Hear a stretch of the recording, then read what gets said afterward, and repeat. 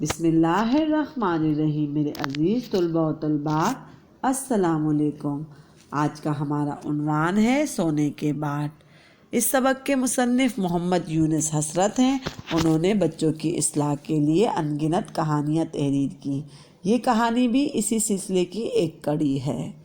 آئیے ابتدا میں سبق کا مختصر جائزہ لیتے ہیں۔ شاہ جمال ایک مشہور بزرگ تھے۔ ان کا مزار لاہور میں ہے۔ شیخ حسن ان کے مرید تھے۔ اس سبق میں شیخ حسن کی اطاعت، حلال کمائی اور پورا تولنے کی برکت کے متعلق آگاہ کیا گیا ہے۔ شیخ حسن نے شاہ جمال کے کہنے پر پورا تولنا شروع کیا اور ترقی و فیض پایا۔ مصنف کے بیان کردہ اہم نکات کا جائزہ لیتے ہیں۔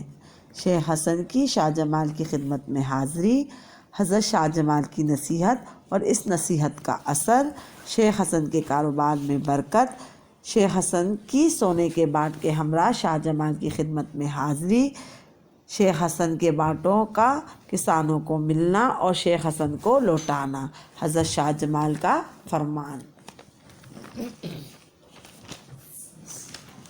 آئیے اب ان اہم نکات کا تفصیلی جائزہ لیتے ہیں۔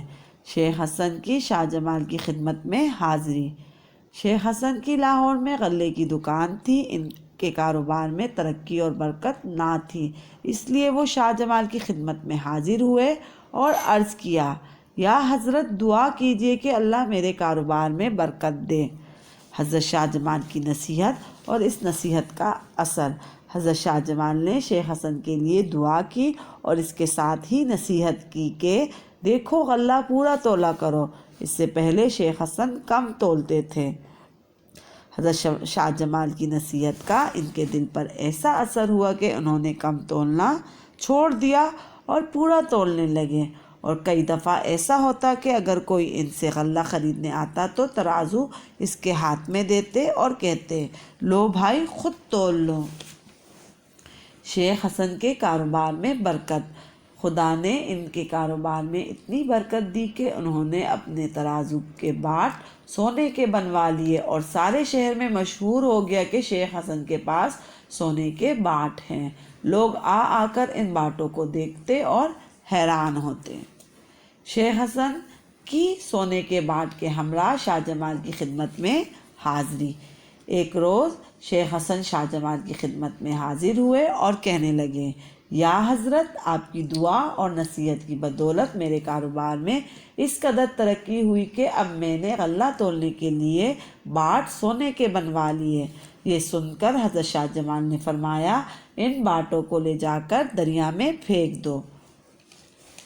شیخ حسن کے دل میں خیال تک نہیں آیا کہ سونا بڑا قیمتی ہے، اسے ضائع نہیں کرنا چاہیے۔ وہ حضرت کا حکم سنتے ہی سیدھا دریا پر پہنچے اور باٹ دریا میں ڈال کر گھر واپس آ گئے۔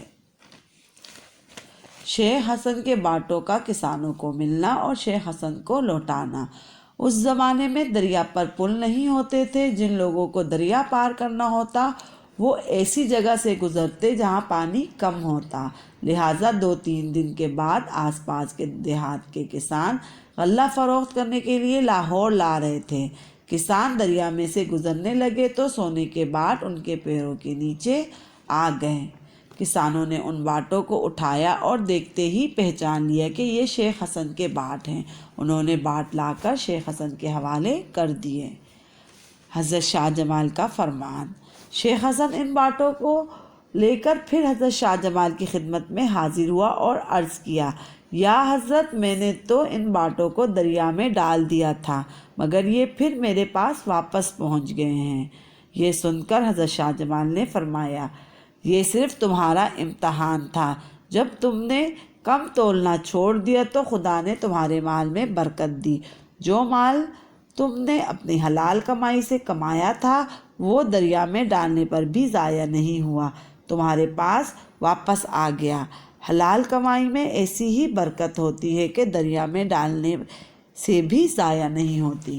پیارے بچوں، ہمارا مذہب ناپ تول میں کمی کو سخت ناپسند کرتا ہے اور نیک نیتی کا پھل ضرور ملتا ہے، اور رزق حلال میں اللہ تعالیٰ بہت برکت دیتا ہے۔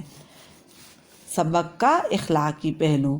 انسان خوبیوں اور خامیوں کا مجموعہ ہے، اسی لیے ہمیں اپنی خوبیوں کو سراہنے کے ساتھ ساتھ اپنی خامیوں پر بھی قابو پانا چاہیے، اور اگر کوئی ہماری کسی خامی کی نشاندہی کرے یا اس کے بارے میں بتائے تو اس پر ناراضگی کا اظہار کرنے کے بجائے اس کو دور کرنے کی کوشش کرنی چاہیے۔ آئیے مشکل الفاظ کے معنی کا جائزہ لیتے ہیں۔ اعتراض، نکتہ چینی کرنا، عیب نکالنا۔ باٹ، اوزان، چیزوں کو تولنے کے پیمانے۔ دیہات، گاؤں۔ عرس، کسی بزرگ کی سالانہ فاتحہ خوانی۔ غلہ، اناج۔ مرید، چیلا، ماننے والا۔ میں امید کرتی ہوں کہ آپ کو یہ سبق بہتر طور پر سمجھ میں آیا ہوگا اور اس کا مشقی کام کر سکیں گے۔ شکریہ اور اللہ حافظ۔